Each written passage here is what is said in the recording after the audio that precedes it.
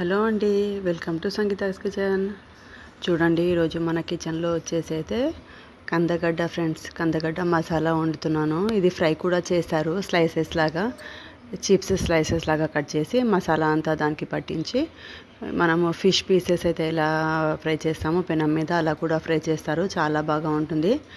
కానీ నేనైతే ఈరోజు మసాలా వండుతున్నాను. చూడండి, దీనికైతే మనము ఫస్ట్ కందగడ్డ మొత్తము పొట్టు తీసేసి పీసెస్ కట్ చేసుకోవాలి. కొంచెం తొందరగా ఉడికిపోతుంది, ఆలూలాగా సేమ్, అందుకే పెద్ద పెద్ద పీసెస్ కట్ చేస్తున్నాను.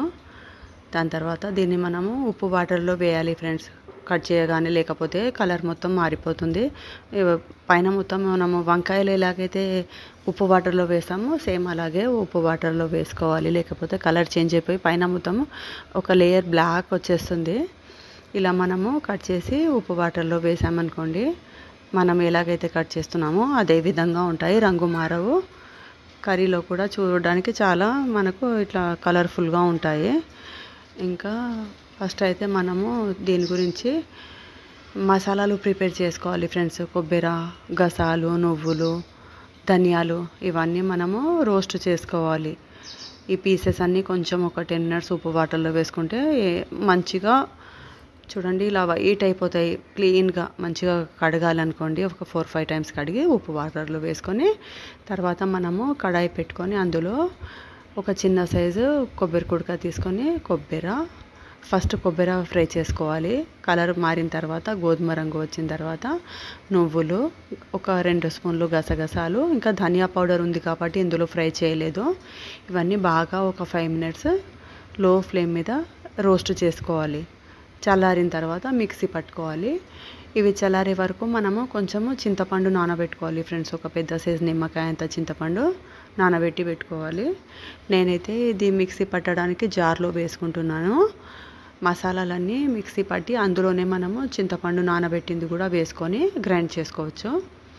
చూడండి, నేనైతే ఒక పెద్ద సైజు నిమ్మకాయ అంత చింతపండు తీసుకొని గ్రైండ్ చేస్తున్నాను మిక్సీలో వేసి. ఈ ధనియా మసాలాలన్నీ గ్రైండ్ చేశాను కదా, అందులోనే నేను ఒక 2 స్పూన్ల ధనియా పౌడర్ కూడా వేసేస్తున్నాను. కొంచెం వాటర్ కూడా యాడ్ చేస్తున్నాను. అలాగే మనము నానబెట్టి పెట్టుకున్న చింతపండు కూడా అందులో వేసేసి చూడండి గ్రైండ్ చేసుకోవాలి. ఒకవేళ లేదు అంటే మనము చింతపండు కూడా రసం తీసి కర్రీలో వేసుకోవచ్చు. రండి, ఇప్పుడైతే కర్రీ ప్రిపేర్ చేద్దాము. ఫస్ట్ ఒక పెద్ద సైజ్ గిన్నె పెట్టుకొని అందులో మనము ఒక 3 or 4 tablespoon ఆయిల్ హీట్ ఎక్కిన తర్వాత అందులో మనము జీలకర్ర, ఆవాలు చిటపటలాడే వరకు, కలర్ వచ్చే వరకు వేయించుకున్న తర్వాత మనం అందులో కందగడ్డలు వేసుకోవాలి ఫ్రెండ్స్. చూడండి, ఇలా పీసెస్ కట్ చేసుకొని ఉప్పు వాటర్లో వేసాం కదా, ఇంత కూడా కలర్ మారలేదు, అలాగే ఉన్నాయి. తర్వాత మనం అందులో ఒక 1 teaspoon అంత పసుపు, ఒక 1 teaspoon అంత సాల్ట్, ఫ్రెష్గా నూరి పెట్టుకున్న అల్లం వెల్లుల్లి పేస్ట్ వేసి ఒక 5 minutes లో ఫ్లేమ్ మీద బాగా ఫ్రై చేసుకున్న తర్వాత ఒక 2 teaspoonల కారం వేసి బాగా కలుపుకోవాలి. అల్లం వెల్లుల్లి పేస్ట్, కారం మొత్తము పీసెస్కు పట్టేంత వరకు కలుపుకున్న తర్వాత 5 minutes తర్వాత లో ఫ్లేమ్ మీద ఉంచాలి, అలాగే పొయ్యి మీద. చూడండి, కలర్ మారింది కదా, ఇందులో మనము ఒక 2 గ్లాసుల వాటర్ యాడ్ చేసుకోవాలి ఫ్రెండ్స్. తర్వాత మీడియం ఫ్లేమ్ మీద ఒక 10 minutes మూత పెట్టేసేయాలి.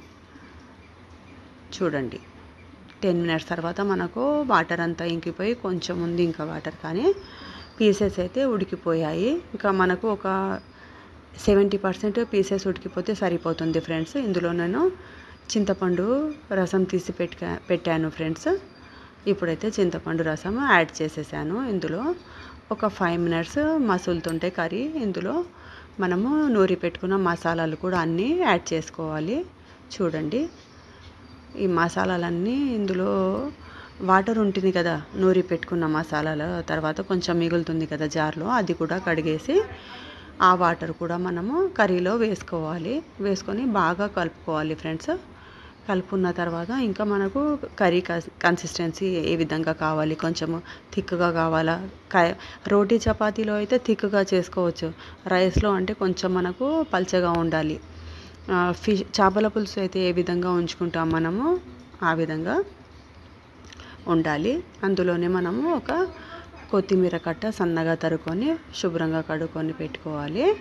ఆ కొత్తిమీర కట్ట కూడా మనము కర్రీలో యాడ్ చేసి ఇంకా మనకు ఎంత అవసరం కావాలో కర్రీ దాన్ని బట్టి మనం వాటర్ యాడ్ చేసుకోవాలి. నేనైతే జార్ కడిగి వేసిన తర్వాత ఇంకా ఒక 1 గ్లాస్ వాటర్ యాడ్ చేసి మూత పెట్టి చూడండి మీడియం ఫ్లేమ్ మీద నేను ఇంకో 5 మినిట్స్ పెట్టాను. ఈ విధంగా బాగా ఉడుకుతుంది కర్రీ అయితే. పీసెస్ కూడా ఉడికిపోయాయి. స్మెల్ అయితే అదిరిపోతుంది. ఇంకా ఇందులో కొంచెం మనం కావాలంటే గరం మసాలా కూడా యాడ్ చేసుకోవాలండి. చాలా బాగా స్మెల్ ఉంటుంది, టేస్ట్ కూడా ఉంటుంది. ఓకేనా ఫ్రెండ్స్, కర్రీ అయితే చాలా బాగా వచ్చింది. ఛానల్కి సబ్స్క్రైబ్ చేయండి.